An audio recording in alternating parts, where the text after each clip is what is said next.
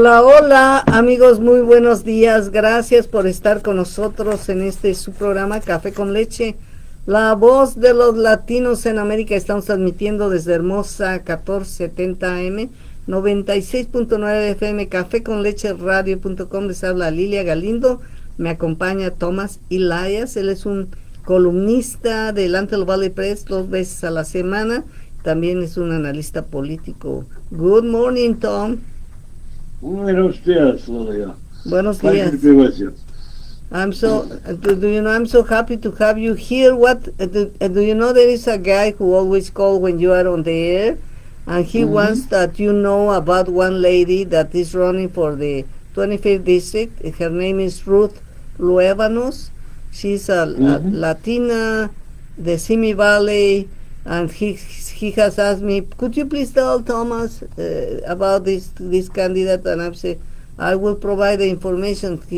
I will send you an email with information that he has been calling every time to tell you about that. Okay, he can send me an email. My email is right on the column in the paper every time. Oh, okay, I will do that. Okay, I will let him know. Because just tell him he can take my email from there, and he can send me whatever he would like. Thank you so much, Tom. Well, do you know what do we have for today? How do you see everything that is happening? So many things with President Biden, with the governor, with everything. I think the most interesting thing right now is the summit we just had yesterday in Switzerland between Biden and Putin, and I think what we saw is an entirely different approach by an American president than what we ever saw under Trump. Remember, Trump said he would rather believe Russian intelligence than American intelligence. He would rather, he put no credibility in the idea that the Russians were interfering in our elections. And it's interesting that Putin doesn't even deny these things when he's confronted with them now by Biden. He just says, well, they have problems in America too. Well, nobody ever said we didn't have problems in America, but it's still a free country. You can still say whatever you want, and nobody's going to poison you for it the way that Putin does his opponents. It's like when yesterday somebody asked him, "You're for freedom, right? So how come all your opponents get poisoned or imprisoned?" And Putin said, "Well, I don't know." I don't know. Let me translate before I forget. Dice, una de las cosas más importantes ha sido la reunión en Suiza de los presidentes Biden y Putin de Rusia.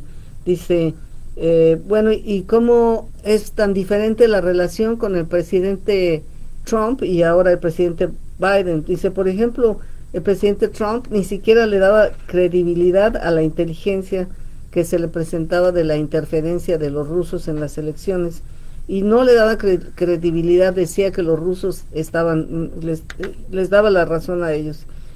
Y ahora incluso Putin reconoce la interferencia que ha habido de Rusia, pero dice, bueno, pero también en Estados Unidos hay, y estaban hablando de la interferencia de Rusia en acá. Y una de las periodistas le preguntó cómo se hablaba de democracia en Rusia si a los candidatos que querían ser presidentes se les envenenaba o se les ponía en la cárcel. Y bueno, él nunca quiere confrontar los problemas de Rusia, sino los transmite. Bueno, en Estados Unidos también hay problemas, y eso no es la situación, porque aquí no se mata a nadie ni se les pone en prisión.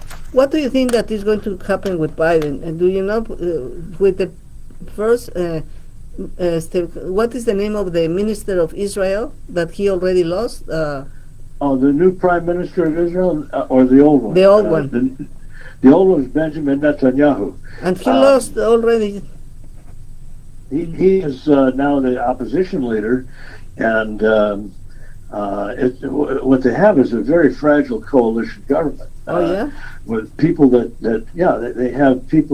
have representatives of the settler movement who think that all the territory in the West Bank should become part of Israel, and you have in the same coalition you have a radical Muslim party who thinks the whole country should be not a Jewish country, and in fact, it is the only Jewish country in the world. And so this is a very, very fragile coalition, and the main thing that holds it together is they all wanted to get rid of Netanyahu. That kind of a unifying factor, a negative unifying factor, can only last for so long. And so, I would not expect this government to last very long in Israel. They'll have another election pretty soon, you can be sure. Do you think that something similar could happen in Russia, that all of a sudden Putin leaves power, or is going to be more difficult? No, because the difference between Israel and Russia is that in Israel, the political opponents of the prime minister don't get poisoned. And in Israel, when the prime minister is corrupt and takes bribes, they put him on trial, like Netanyahu is on trial right now. Wow. In Israel for supposedly taking bribes and stealing government money and using it to buy furniture for his house and so on. That will never happen to Putin. And opponents of Netanyahu, instead of being poisoned and almost killed and now put in prison, the way Navalny is in Russia, the opponents of Netanyahu have taken over the government. It's completely different. Le estaba yo preguntando. It's not a dictatorship, it's a democracy. Okay, let me translate. Le estaba yo preguntando si algo similar podría ocurrir ahora de lo que está ocurriendo en Israel. En Israel, el primer ministro fue reemplazado, Netanyahu, Benjamin Netanyahu, fue reemplazado por otro ministro, y dice: yo no creo que esa coalición que se hizo para ganarle el poder a él, para quitarlo del poder, va a ser estable, porque son facciones muy diferentes, con intereses muy diferentes. Yo creo que es una coalición que va a ser muy, muy débil. Y dice, en cambio, y además en Israel existe la democracia, por eso es posible desplazarlo. El ex primer ministro Netanyahu va a tener un juicio por corrupción, porque aceptó dinero y estaba comprando muebles incluso para su propia casa, y eso va a ir a un juicio, ¿no? Pero dice, en Rusia este cuate ha asesinado, ha tratado de envenenar, y ponen en la cárcel a todos los que son sus competidores. Por eso dice, no creo que nunca pase en Israel en Rusia lo que pasa en Israel ahora. Okay, you can continue.